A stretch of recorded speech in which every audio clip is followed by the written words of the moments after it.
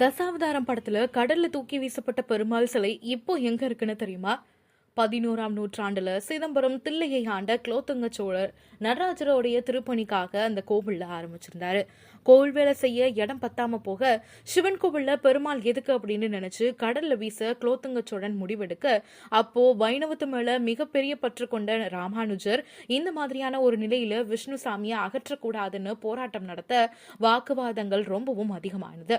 மக்கள் எல்லாருமே இதுக்கு எதிராக நிக்க கண்ணை தோண்டி எடுக்க உத்தரவு போட்டாரு குலோத்துங்க சோழன். தில்லையை விட்டு ராமானுஜர் வெளியில போகவும் உத்தரவிட மைசூருக்கு போயிட்டாரு ராமானுஜர். அதுக்கப்புறமா கடல்ல வீசப்பட்ட இந்த சிலைய பக்தர்கள் மறுபடியும் மீட்டெடுத்து திருப்பதிக்கு கொண்டு போயிருக்காங்க. திருப்பதியில இந்த சிலை உடைப்பட்டு இருக்கு, இந்த இடத்துல வழிபாடு செய்ய முடியாது அப்படின்னு சொல்ல நரசிம்ம தீர்த்தம் அப்படிங்கிற பகுதியில மஞ்சள் நீலா கொண்டா இடத்துல வச்சு இப்போ வழிபாடு நடக்குது.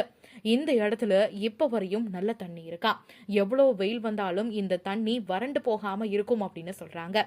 இந்த திருப்பதியில இருக்கக்கூடிய பெருமாளை நீங்க தரிசிக்கணும்னு நினைக்கிறீங்களா? அதை பத்தி நீங்க என்ன நினைக்கிறீங்க அப்படிங்கறத மறக்காம ஷேர் பண்ணிக்கோங்க கண்ணுமா கூட.